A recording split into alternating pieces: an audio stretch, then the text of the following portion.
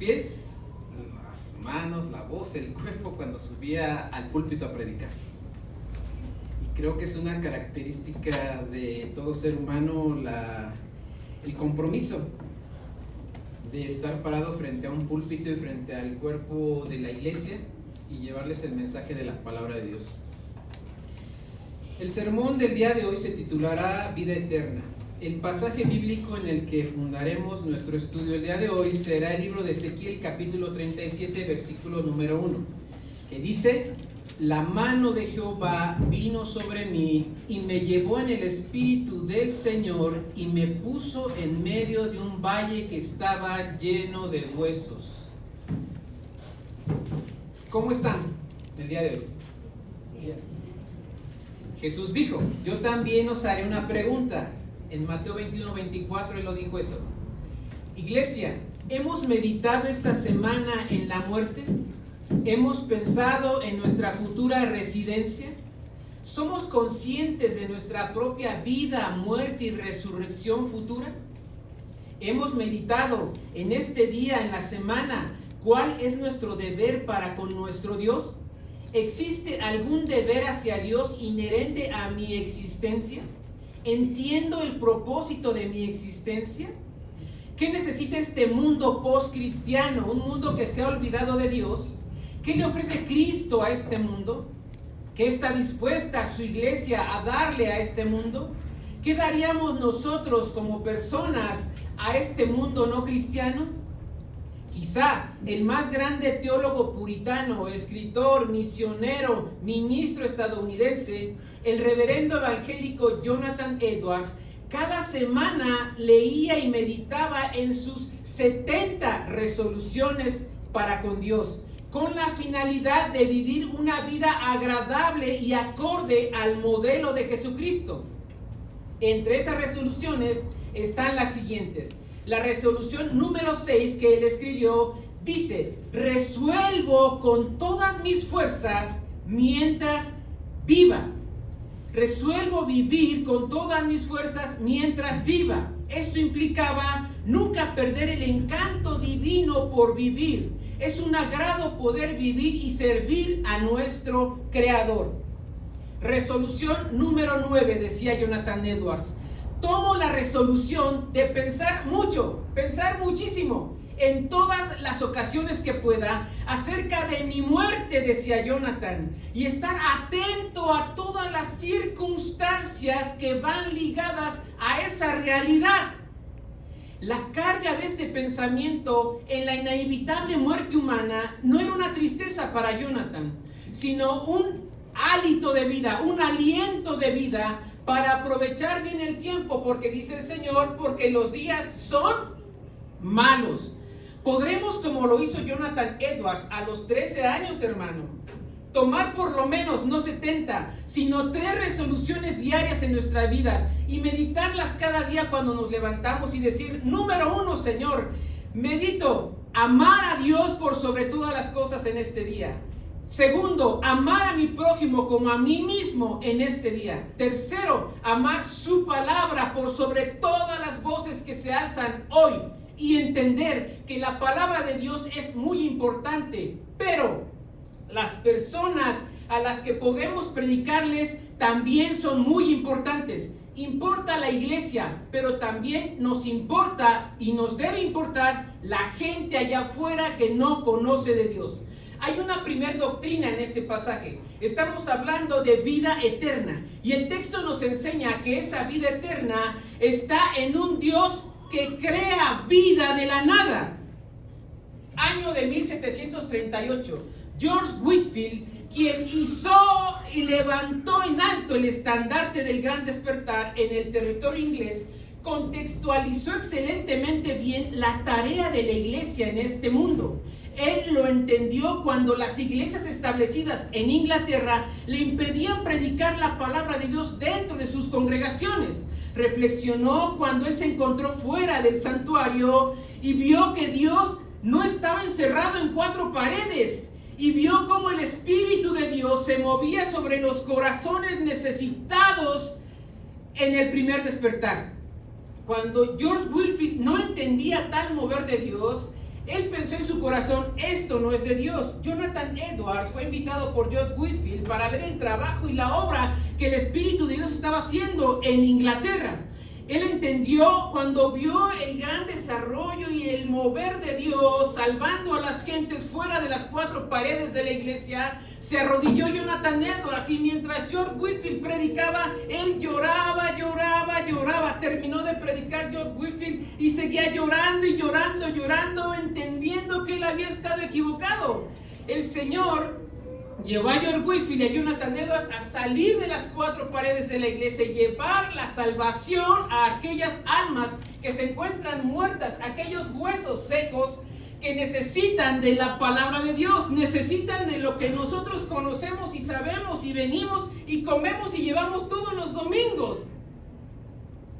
¿Cómo contextualizaremos el evangelio de la iglesia al campo misionero? Reza el canto. Alza tus ojos y mira, la cosecha está lista, el tiempo ha llegado, la mies está madura, levántate y predica. El magistral escritor inglés John Robert Stott, a quien podríamos llamar por su carácter, visión y misión, como el cristiano más ambicioso, sí, el hombre más ambicioso, sí, una ambición piadosa. Y en palabras del propio Stott, él dijo: debemos ser ambiciosos para expandir el reino de Dios en la tierra. La respuesta está en la comprensión del plan de salvación que Dios diseñó. Este plan incluye también la necesidad espiritual del hombre, la necesidad que ha marcado Dios en el hombre con fuego celestial en su corazón. Es la huella divina de su poder creativo, es la parte invisible que le da vida al ser humano, que crea el cuerpo humano como un recipiente de alma y espíritu. Esa necesidad está en cada ser humano allá afuera. Dentro de ese proyecto de vida eterna, intrínsecamente está también el compromiso del creyente, del cristiano, de usted y mío, a llamados a ser embajadores en nombre de Cristo. En su contraparte tenemos la creciente indiferencia activa del cristianismo y del cristiano por las almas que vagan alrededor en nuestro entorno. El Señor llevó a Ezequiel y lo paró y lo puso en medio del valle de huesos secos para que entendiera, para que viera la situación que su pueblo vivía. Su pueblo estaba vivo, estaban vivos, estaban cautivos, pero se sentían tristes, desolados, desamparados. Y el Señor le dice: no, hay esperanza en Dios. Lo declaró el escritor británico llamado amorosamente en América Latina como el tío Juan, que es el mismo John Stott. Él decía: no podemos permanecer indiferentes, viviendo en un mundo no alcanzado para Cristo. Fin de la cita. Gente muerta en las calles, gente muerta en nuestras iglesias, gente que no escucha, ni solo escucha su propia voz. Aquel Pepe Grillo que le dice, le aconseja, le alaba, le apacienta, le aplaude todos sus éxitos. Aquel Pepe Diablo que le dice: comamos y bebamos, citado de Isaías 22:13, donde el profeta describe el libertinaje atrevido de los que menospreciaban el llamamiento al arrepentimiento. Gocémonos de las cosas buenas de la vida, decían, pues pronto se acabarán, pronto moriremos y saldremos de este mundo. Pablo imita el lenguaje de tales escépticos para reprender tanto su teoría como su práctica. Si los hombres se persuaden que han de morir como bestias, pronto llegarán a vivir como bestias. El Señor en su palabra declara: por lo cual dice, iglesia, despierta, hermano, despiértate, Javier, despiértate tú que duermes, y levántate de los muertos y te alumbrará Cristo. Efesios 5:14 le está hablando a su iglesia. En la carta de los Efesios, Dios le habla y le exhorta a la iglesia: despierta, levántate, que serás una lumbrera para alumbrar en tu ciudad. Seremos un faro en la oscuridad en medio de nuestra moderna ciudad queretana. ¿Seremos las nuevas luces o seremos las viejas luces? Somos los profetas contemporáneos, los profetas modernos. Dice el Señor en su palabra, tenemos también la palabra, dice, tenemos la palabra profética más segura, a la cual hacéis bien en estar atentos. Somos profetas, tenemos una palabra profética. Debemos estar atentos a ella como una antorcha que alumbra en lugar oscuro, en corazones oscuros, hasta que el día se esclarezca y el lucero de la mañana Cristo salga en vuestros corazones. Segunda de Pedro 1:19. Por la predicación de esa palabra profética que tenemos en nuestras manos, de una futura y eternal salvación para el perdido, es que los emperadores romanos se arremetieron contra los primeros cristianos. Los cristianos del primer siglo fueron antorchas que llevaron la luz del evangelio a sus ciudades, a sus aldeas, a sus hogares en el vasto imperio romano. Jesús dijo que Juan el Bautista fue ciertísimamente una luz, dijo una pequeña antorcha, mas Cristo dice que Él es la luz de la vida, Él es el sol de justicia, Él es la luz inaccesible. Nerón se encargó de literalizar esa distinción divina, antorcha. ¿Quieren ser antorchas? Serán antorchas, dijo Nerón. En el año 64 se suscitó el gran incendio de Roma. Acabó con 4 distritos de Roma y alcanzó en parte a otros 7. Alguien debía ser el culpable, y ese culpable no sería el emperador Nerón Claudio César Augusto, aunque fue culpado por el historiador y biógrafo Suetonio, por el político e historiador romano Dion Casio y por el militar y escritor Plinio el Viejo. En su contraparte, escritores posteriores lo absolvieron. El historiador judío Flavio Josefo, escritor de las guerras de los judíos, el poeta romano Décimo Juvenal y el poeta Marco Marcial. Finalmente Nerón emprende una sangrienta persecución contra los cristianos del primer siglo, acusándoles de provocar el gran incendio de Roma. Nerón señaló a un grupo y dijo: es un grupo de seguidores de un hombre llamado Jesús. Ellos eran los responsables y debían ser castigados, para lo cual dio castigos muy creativos, según él, diabólicos serían. En los jardines de su palacio colocó cruces para su gran espectáculo. Caída la noche, en su cena de gala, los cristianos fueron crucificados y quemados a ojos de los asistentes. Fue durante esta persecución que fueron martirizados San Pablo y San Pedro, según relata en el libro de los mártires el puritano John Fox. El profeta era uno enviado por Dios, era el fiscal de Dios, somos los fiscales de Dios. Nosotros hemos sido llamados para formar parte de un ejército de salvación, como lo hizo el inglés William Booth en Inglaterra, y como lo cantábamos en esta iglesia cuando éramos parvulitos. Cantábamos: somos soldaditos, siervos del Señor, vamos en defensa de nuestro evangelio. ¿Se acuerdan? Tenemos un mensaje que entregar a todo aquel que tiene oídos para oír, dijo el Señor. Nuestra tarea es mucho más fácil que la del profeta Jeremías. Sus oidores del profeta Jeremías eran puros huesos secos y en extremo secos. Nuestros oyentes tienen oídos para oír, ojos para ver. Nuestros receptores tienen oídos, pueden escuchar. Los esqueletos secos no tenían oídos, no tenían orejas. Y Dios le dice al profeta: háblales, háblales. ¿Lo escucharon? No lo escucharon. No atendieron a su voz porque no tenían nada. Sin embargo, su situación no cambió. Fue hasta que el Espíritu de Dios vino a ellos y les dio vida. La palabra creó la parte física, la carne, los tendones, la piel fueron subiendo por esos huesos extremadamente secos y fueron formando al hombre. Solo el Espíritu de Dios produce vida. Nuestra responsabilidad es hablar, proclamar, anunciar su mensaje. Solo el Espíritu de Dios puede impartir vida espiritual a los huesos extremadamente secos.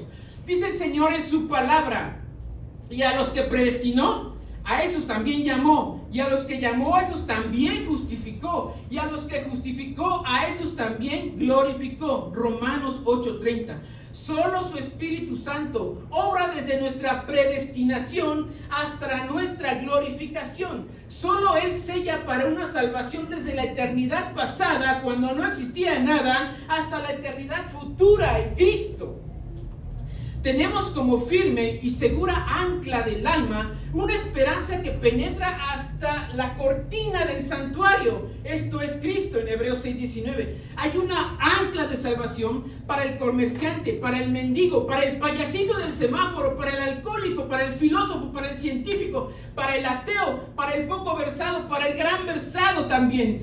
¿Quién les presentará? ¿Quién les alcanzará esa ancla de vida de su alma? Como reza la canción: tú eres el ancla de mi vida, Tú eres la razón de mi vivir. Yo era una casa en la arena, solo Cristo me pudo construir. Tienes un ancla firme en el cielo, mi hermano. Cristo entró al lugar santísimo, a la presencia mismísima de Dios Padre, y se sentó en su trono como cantábamos, y clavó firmemente esa ancla al sentarse en su trono de gloria. Está en espera de tu llegada, pero ahí está nuestro hermano Chuy, ya llegó, porque su ancla fue firme en esta tierra. Pero ¿qué pasará con los que no han oído que existe una ancla que nos llevará a la presencia de Dios? Esa ancla nos mantendrá firmes en las más poderosas tormentas terrenales, en nuestros días de enfermedad. Esa ancla amarrada fuertemente al trono celestial nos mantendrá a flote, pues ¿quién nos separará del amor de Cristo? ¿Tribulación? No. ¿Angustia? No. ¿Persecución? No. ¿Hambre? No. ¿Desnudez? No. ¿Peligro? No. ¿Espada? No. Romanos 8:35. Tenemos una gran comisión. Es grande por el que nos ha llamado. Es grande comisión por el mensaje eterno que promulgamos. Es grande por el inmenso costo. Es grande porque lo que se pierde sin él es un alma eterna en el infierno. Es tan grande que paga el rescate por muchos, como reza el lema de los embajadores del Rey. Así que somos embajadores en nombre de Cristo, como si Dios rogase por medio de nosotros. O rogamos en nombre de Cristo, reconciliados con Dios. Ese es el evangelio que nos dijeron cuando íbamos en los embajadores del Rey. Y nos dijeron, ustedes son embajadores en nombre de Cristo. Somos enviados en nombre de Cristo para llevar la salvación, para llevar las buenas nuevas de Cristo al hombre. Hay una segunda doctrina en este pasaje. Estamos hablando de la vida eterna, y el texto nos enseña que esa vida eterna es una palabra impartiendo vida. Principal rival en acalorados debates en el club socrático. El club socrático lo fundó el apologista Cliff Staples Lewis. 50 años de historia atea, autor clásico y maestro del alto ateísmo inglés. 17 libros escribió, principal oponente filosófico de Dios, del Dios de la Biblia. 6 años antes de su muerte, el 9 de diciembre de 2004, Anthony Garrett Newton Flair, profesor británico de filosofía, el campeón intelectual del ateísmo, cambió de bando. Este hombre que revolucionó el ateísmo en la segunda mitad del siglo XX, cambió del ateísmo al deísmo, del deísmo al teísmo. ¿Cómo entender que el Papa, el máximo exponente del ateísmo, el gurú de las filosofías huecas, como dijo Pablo, siguiendo solamente los argumentos racionales, descubrimientos científicos y la evidencia en la creación, concluyó y dijo: hay una mente fundante del universo, existe un Dios creador del cielo y de la tierra, dijo Anthony Fleck. Jesús dijo: yo también os haré otra pregunta. Y Jesús les hace otra pregunta: ¿cuál es el propósito de la existencia de este universo? ¿Quién trajo existencia a lo visible? ¿Por qué existe algo en lugar de nada? ¿Por qué existes? ¿Por qué está latente la ley de la muerte en mis miembros? ¿Quién determina las leyes espirituales? Leyes que afectan tu pasado, tu presente y tu futuro. ¿Qué es la vida? ¿Tendrá sentido que vivas, te reproduzcas y mueras? ¿Qué hay más allá de tu sola existencia? ¿Qué sentido tiene que vivas hoy? El propósito absoluto de la voluntad de Dios para nuestra existencia es hacer su voluntad. Voluntad. ¿Cómo podemos entonces conocer su voluntad? Para que en consecuencia hagamos, practiquemos y llevemos a cabo su santísima voluntad. El prolífico cantante, escritor, poeta, legislador y rey nos lo dice cantando. Es el rey David. Oh, cuánto yo amo tu ley, todo el día en ella es mi meditación. Salmo 119, 97. Muchos de los mandamientos de Dios que Dios establece para el hombre son elípticos. Él dice: no tendrás dioses ajenos delante de mí. Esto implica tener un solo Dios verdadero. No nos ordena no codiciar. Esto implica que tienes que dar. Existen también mandamientos sumamente imperativos. Él dice en Marcos nos dice: y les dijo: id por todo el mundo y predicad el evangelio a toda criatura. El que creyere y fuere bautizado será salvo, mas el que no creyere será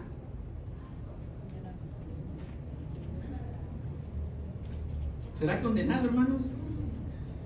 Es un mandamiento imperativo, donde el Espíritu de Dios nos lleva a proclamar su evangelio, a llevarle pan al hambriento, agua al sediento. Los reformadores, los puritanos, los grandes hombres de Dios lo entendieron. El doctor Francis Schaeffer dijo: el mensaje importa y la gente también. John Stott insistió: no podemos llevar el evangelio sin contextualizar el evangelio. Stott no entendía que no solo era predicar el evangelio. Predicar implica la importancia de su alma, pero también su cuerpo. Es la redención total de su vida espiritual, emocional y física. El famoso escritor Santiago lo deja muy claro. Estamos hablando de un evangelio de fe, de una fe muy razonable, de una fe viva y eficaz. Los generales de Dios lo practicaban, invertían en la pobreza, hermano, invertían en la necesidad, invertían sus libras, dólares, pesetas en la vida de seres humanos importantes para Dios. El Señor ha bendecido nuestras haciendas. De lo mucho que nos ha dado, vamos a darle al Señor. No solo a mis hermanos, a mis hermanas. Ya lo dejó plasmado en la Escritura Jesús en su famoso relato del bien conocido paramédico.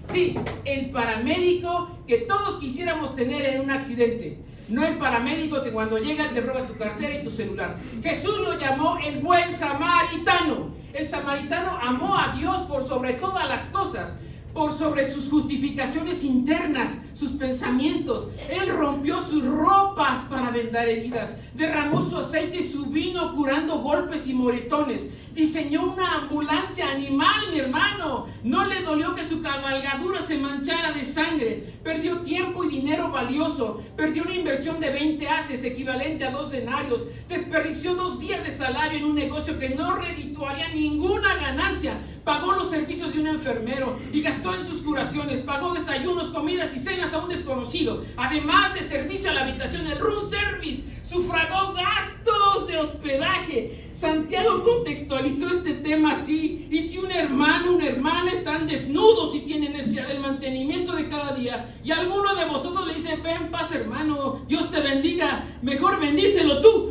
pero no le dais las cosas que son necesarias para el cuerpo, ¿de qué aprovecha ser cristiano? Así también la fe, si no tiene obras, es muerta en sí misma, dice Santiago.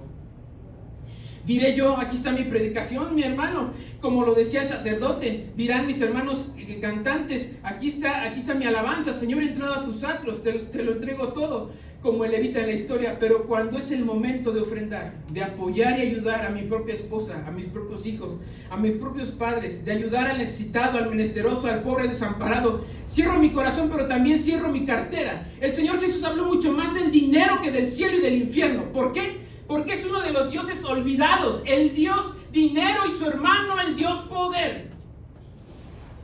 Viene a mi mente el texto de Hebreos 13:2 que dice: no os olvidéis de la hospitalidad, porque por ella algunos sin saberlo hospedaron ángeles. Me lleva al recuerdo de historias de samaritanos en esta iglesia. Samaritanos que pasaron por nuestra necesidad como familia en los años 70. Familias samaritanas como la familia del hermano Roberto Díaz, de mi hermano Jesús Zamora. Esta producción ya estaba escrita antes de que él partiera de la presencia del Señor.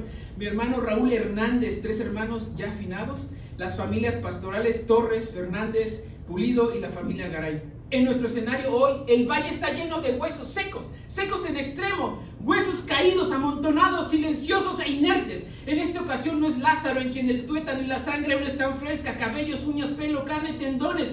4 días de muertos tenía Lázaro. Para el judío religioso ese cuerpo ya no tenía alma, pues creían ellos que al tercer día el alma se separaba del cuerpo. Lázaro apestaba, hedía, dijeron sus hermanas, olores nauseabundos. Las moscas, los escarabajos carnívoros y gusanos comenzaron a merodear, entrar y crecer en el cuerpo de Lázaro. La carne putrefacta y estática permanece atenta en espera del poder de la palabra creadora, la palabra más potente que el rugir del mar, inmensa y fuerte voz, la voz de la palabra de Dios. Rugió fuera de la tumba y dijo: Lázaro, ven fuera, hermano, venga fuera. Rugió aquel que en la eternidad pasada creó por el poder de su palabra el universo, planetas y exoplanetas fuera de nuestra vista. ¿Qué hay más imposible para Dios? ¿Qué hay imposible para Dios? ¿Qué difícil es para Dios? Nada. El dador de vida no estaba lejos, estaba con él. Siempre estuvo allí, creando vida diferente, pero al fin vida. Pues no hay partícula tan pequeña como el quartz que salga de su control, ni espacio tan inmenso como el universo que no esté bajo su control. No hay ni una partícula que salga fuera de su voluntad, y usted menos, usted tampoco puede salir fuera de su voluntad. ¿Tendrá el que dio vida en el Edén poder volver a darnos vida hoy? Necesitamos hoy volver a nacer. ¿Será actual la palabra de Dios? ¿Será viva y eficaz? Tan eficaz que Juan 3:7 será verdad hoy en día, que le dijo Cristo: no te maravilles que te dije, os es necesario nacer de nuevo. ¿Estamos muriendo hoy? ¿Será por eso que Cristo nos recuerda este pasaje? ¿Estaremos conscientes de nuestra realidad? ¿Es real la muerte espiritual dentro de su iglesia? ¿Existen evidencias de la muerte en las iglesias hoy en día? ¿Existe la posibilidad de que yo muera? Juan 6:40 nos dice: y esta es la voluntad del que me ha enviado, que todo aquel que ve al Hijo y cree en Él tenga vida eterna, y yo le resucitaré en el día postrero. Lucas 9:23 nos dice: y decía a todos cristianos y no cristianos, a sus discípulos y no discípulos, les decía a sus discípulos, si alguno quiere venir, pues, ¡oh Señor, pero ya estamos contigo! No, si alguno quiere venir en pos de mí, niéguese a sí mismo, tome su cruz cada día y sígame. Por sobre todo está la voluntad de nuestro Dios. Él quiere darnos vida eterna. Podremos decir hoy: yo quiero ir en pos de ti, Señor. Quiero negarme a mí mismo. Quiero tomar tu cruz y te quiero seguir, como reza el canto cuando nos bautizamos. Seguiré a mi Jesús, pues para mí lo del mundo se acabó. Y ayudado de tu luz, proseguir en tu camino quiero yo. ¿Se acuerdan? La vida única y verdadera del cristiano nacido de nuevo se encuentra tras la cruz, en la cruz y delante de la cruz. C.S. Lewis escribió en su libro Milagros que el mayor milagro es la encarnación del Hijo unigénito de Dios. Y no podemos dudar de ello, así lo es. Sin embargo, la cosmovisión bíblica también nos muestra a través de su mensaje inerrante y evangelical que la muerte del pecador era inherente a su existencia, por el fruto y consecuencia del pecado original. La muerte del hombre está en su sangre. El poder del pecado merecía, según la santidad de Dios, la muerte del impío, y la principal característica de ese impío es que debía ser hueso, tendones, piel, carne y sangre, como lo fue Cristo en la cruz del Calvario. El único humano, un hombre perfectamente excepcional, santo, debía de morir por un pecador como yo, pecador. El enviado de Dios para salvar al mundo de su pecado debía vivir, morir y resucitar. Espera un momento, entonces la causa de su existencia en Palestina de Cristo no era establecer un reino terrenal. No, mi hermano. No era establecer un sistema de ayuda comunitaria. Tampoco, mi hermano. Abrir centros de salud digna en Jerusalén. Tampoco, mi hermano. Calmar todo dolor. Tampoco. Quitar toda enfermedad. Tampoco. Darles de comer a todos. Tampoco. Derrotar al imperio romano estableciendo un sistema de justicia macabeo. Tampoco. No rotundo. El propósito de Cristo en su visita divina a este sistema, a esta tierra, fue glorificarse en obediencia hiperortodoxa y disfrutar para siempre de su gloria misma. Dios no cambia. Su propósito a lo largo y ancho de la historia humana es y será la gloria debida a su santísimo nombre. Gloria a sus portentosos hechos, honra a sus maravillas y a su providencia. ¿Podríamos cuestionar cuál fue el fin principal de la vida de Jesús en la tierra? ¿Cuál es el fin principal del hombre? Nos dice 1 de Timoteo 1:17, y también es un canto. Por tanto, al Rey de los siglos, inmortal, invisible, al único y sabio Dios, sea honor y gloria por los siglos de los siglos. Amén. El Santísimo Cristo, perfecto, misericordioso, justo, fiel, debía morir en semejanza perfecta con nosotros. Debía padecer en el verdadero altar abrámico. El verdadero sacrificio pascual debía ser ofrecido por su propio Padre. Ningún ángel sería mandado en respuesta al clamor de su Hijo. Ningún ángel respondería al clamor y al sufrimiento del Hijo de Dios. Mateo 27:46 dice: Elí, Elí, lama sabactani, ¿por qué me has desamparado? Dios mío, Dios mío.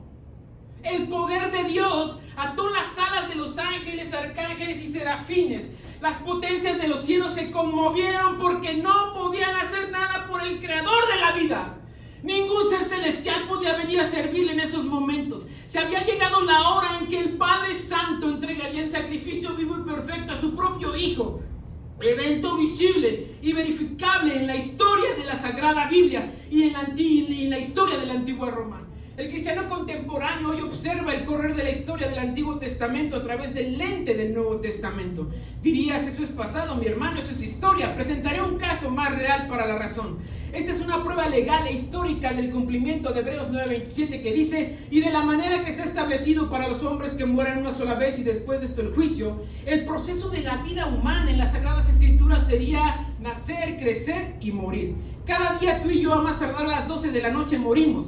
Permanecemos así 8 horas dormidos fuera de nosotros. Nacemos a las 8 nuevamente, crecemos otras 8 horas a través del día, más volvemos a morir, nacer y crecer, y así sucesivamente, en un ciclo que tendrá un fin: a una vida eterna en la presencia de Dios, o a una vida eterna separado de la presencia de Dios en el lugar más infernal, el lugar donde la presencia de Dios no está. Así como cada día morimos en nuestro diario vivir, hoy es el día descrito en Lucas 9:23. En aquel cada día, al igual que peregrino, los padres de la iglesia, Pablo, los mártires cristianos, los peregrinos del Mayflowers, Diego Thompson, tú y yo, tenemos hoy nuestro libro, que es la Biblia. Caminemos hacia la cruz de victoria. El poder de Dios se manifestó excelsamente, centrando su poder sin límite en la encarnación de Jesús, como lo cantábamos. Mentes, almas, cuerpos extasiados con y por la belleza de esa obra. El único y sabio Dios se hizo hombre. La omnipotencia del ser divino uniéndose al ser humano. La muestra más grande del amor de Dios. El amor inmarcesible de Dios se encarnó, se humanó. En 1 de Juan 1:1 dice: lo que era desde el principio, lo que hemos oído, lo que hemos visto con nuestros ojos, lo que hemos contemplado y palparon nuestras manos, tocantes al verbo de vida, la buena nueva de salvación, la historia que todos los días debía ser contada, es llamada la historia sin fin. Lucas lo dijo así. Juan 21:25 dice: y hay también muchísimas otras cosas que hizo nuestro amado Jesús, las cuales, si se escribieran una por una, dice Lucas, pienso que aún en el mundo no cabrían todos los libros que se van a escribir de él. Solo la eternidad, hermano, nos alcanzará para leer, escuchar, meditar los relatos creativos de nuestro omnipotente Dios. Este hermoso texto de Ezequiel 37:1 nos describe el poder, la gloria y la excelsa majestad de un Dios creativo, planeando, trazando, diseñando un plan de salvación perfecto y único en la encarnación de Jesús. El milagro de milagros, el milagro que atenúa todas las señales, milagros y maravillas, es la maravillosa y milagrosa encarnación de nuestro Jesucristo. Él trajo a la vida, obra y muerte y resurrección de su Hijo. El unigénito Hijo de Dios, lo que fue sombra en el Edén con Adán, las huellas de Israel en Egipto, en la similitud del reino davídico, todo tiene cumplimiento en el Hijo de Dios, todo tiene cumplimiento en Cristo. La palabra de Dios se cumple toda en Cristo.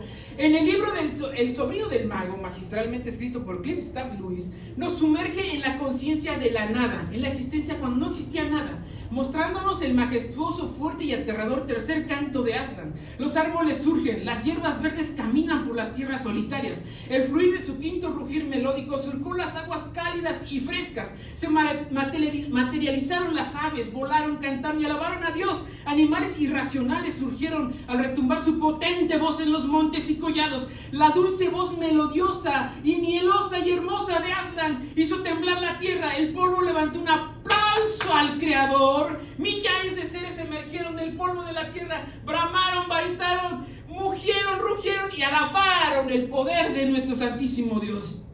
Todo lo creado tiene un propósito: alabanza al ser trino. La causa primera del hombre es glorificar a Dios y gozar de Él para siempre. ¿Dónde entra entonces mi educación? ¿Dónde entran mis deseos? ¿Dónde entran mis comodidades, mis ambiciones, mis enfermedades, mis planes, mis trabajos, mis esperanzas? Dice el Señor, ¿qué es el hombre? ¿Qué somos delante del Santísimo Dios? ¿Qué soy delante del omnipotentísimo Dios? Soy una hoja que cae del árbol y es quemada. Soy una flor del campo que hoy es y mañana muerto. ¿Qué soy delante del Rey de Reyes y Señor de Señores? ¿Quién soy delante del fiel y verdadero Dios? Apártate de mí, Señor, dijo Pedro, que soy pecador. Es lo único que puedo ser, porque a diario manchamos su nombre, manchamos su santidad, pecando.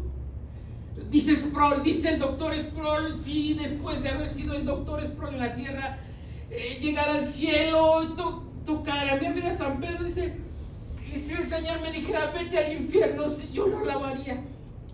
Porque somos inmerecedores de estar en esta tierra y de ser salvos por Él. ¿Qué nos dice el Señor? Misericordia quiero, hijos, no sacrificio.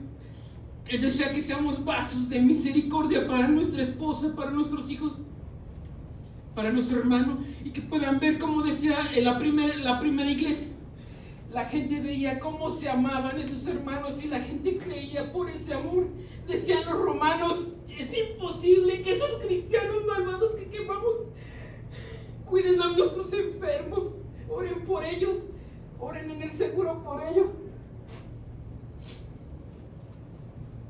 Ese primer amor es lo que quiere el Señor de su iglesia.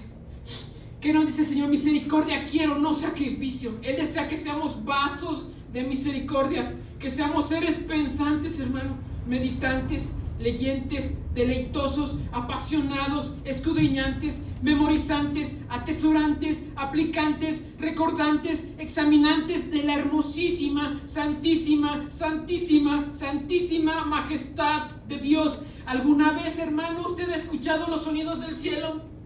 No son los sonidos que salen en el YouTube. Hoy lo escucharás. Présteme sus oídos, como decía el hermano Martín Pereda. Lo llevaré a escuchar lo que se oye en el cielo hoy. Lo que hoy mi hermano Chuy se unió al coro celestial diciendo: Santo, Santo, Santo es el Señor Todopoderoso, el que era, el que es y el que ha de venir. Y lo repiten sin cesar, dice la palabra de Dios, día y noche, día y noche. Día y noche repiten: Santo, Santo, Santo es el Señor Dios Todopoderoso, el que era, el que es y el que ha de venir, porque no se ha acabado su historia. La obra majestuosa de Dios no tiene paralelo en este mundo ni en el universo entero. Observando desde la increíble composición del ADN y lanzándonos hacia el espacio exterior en la ruta pequeñísima del telescopio James Webb, razonamos en lo infinitamente extenso del universo y la inmensidad milimétrica del ADN. Solo podremos repetir la oda de David en el Salmo 86:8-10, que dice: Señor, ninguno hay como tú entre los dioses, ni obra que igualen tus obras. Todas las naciones que hiciste vendrán y adorarán delante de ti, Señor, y glorificarán tu nombre, porque tú eres grande y hacedor de maravillas. Solo tú eres Dios. Si los ateos y los cristianos liberales pudieran destruir Génesis 1:1, el cristianismo colapsaría por completo. Sin embargo, la realidad es que Dios y su creación dan testimonio de que Él es Dios, creador del cielo y de la tierra. Dios no es un Dios de laboratorio como el hombre. Dios ha creado ex nihilo. Él crea de la nada por su propia palabra, porque Él lo quiere hacer. Dios no crea a partir de algo creado. Él trajo a la existencia lo que Él desea crear. Te creó a ti, te creó a mí, por su puro placer, por su pura gloria y para su gloria. Hay una tercera y última doctrina en este pasaje bíblico. Estamos hablando de vida eterna, y el texto nos dice que esta vida eterna significa un espíritu de poder absoluto. El espíritu crea vida en medio de la muerte. Él está con su mano extendida, como en Ezequiel, esperando que Javier, que mi hermano el leproso, que yo leproso, vengamos y nos postremos delante de su majestad y le digamos: Padre, si quieres, límpiame. No he podido dejar mi pecado. Límpiame, Señor. El Señor extenderá la mano que formó el primer hombre del polvo de la tierra. Es la mano que abrió el mar rojo, la mano que llevó a Ezequiel al valle de los huesos secos. En Mateo 8:3 nos dice: Jesús, extendiendo su mano, su santísima mano, le tocó al leproso, que no se debía de tocar, al que corría por las calles diciendo: maldito, maldito, maldito. Ahí se lo tocó diciendo: quiero, sé limpio, y al instante su lepra desapareció. ¿Quién le puede decir a Dios: detente? ¿Quién le puede decir: no lo hagas? Dice el sabio Job: ¿quién le dirá qué haces? Al escuchar su hermosa voz, nuestros corazones deberían aumentar su ritmo. latir, latir, latir, atentos a su estremecedora y rugiente voz. El concierto terrenal, Él lo dirige, Él canta con estremeciente voz. Cual trueno majestuoso su voz es, su voz crea cosas que vemos y no entendemos. Él habla con la nieve, la lluvia y el aguacero torrencial. Él dirige los huracanes, dirige magistralmente el concierto de la brisna matinal. Al caer las primeras gotas de la lluvia, y es lo que dice Job, el hombre se resguarda, y es maravilloso que cuando llueve nos debe de dar gusto porque se cumple su palabra, la gente se mete a sus casas. ¿No es bella la lluvia o el pentagrama o el granizo? Lo bello no es el granizo o la lluvia, es el poder detrás de él. ¿Qué ciencia existe que produzca en el pentagrama terrenal tan bella y alucinante canción de amor? El hombre frente a un tornado es como un niño con su juego de química, mi alegría, tratando de reproducir tan imponente y majestuoso poder, siendo esta solamente una pequeña nota en el pentagrama musical de Dios. Como conclusión, el Verbo se hizo carne. Confesamos el misterio y el asombro de Dios hecho carne y nos gozamos en nuestra gran salvación mediante Jesucristo nuestro Señor. Con el poder y el Espíritu Santo, el Hijo creó todas las cosas, sustenta todas las cosas y hace todas las cosas nuevas. Verdaderamente Dios se hizo verdaderamente hombre, dos naturalezas en una persona. Nació de la Virgen María y vivió entre nosotros, crucificado, muerto y sepultado. Se levantó al tercer día, ascendió al cielo y vendrá nuevo en gloria y juicio. Por nosotros Él cumplió la ley, expió el pecado y satisfizo la ira de Dios. Tomó nuestros trapos de inmundicia y nos vistió con sus prendas de justicia. Él es nuestro profeta, sacerdote y rey, quien edifica su iglesia, intercede por nosotros y reina sobre todo. Jesucristo es Señor, adoremos su santo nombre por siempre. Amén. Y la iglesia dice: amén. Oremos.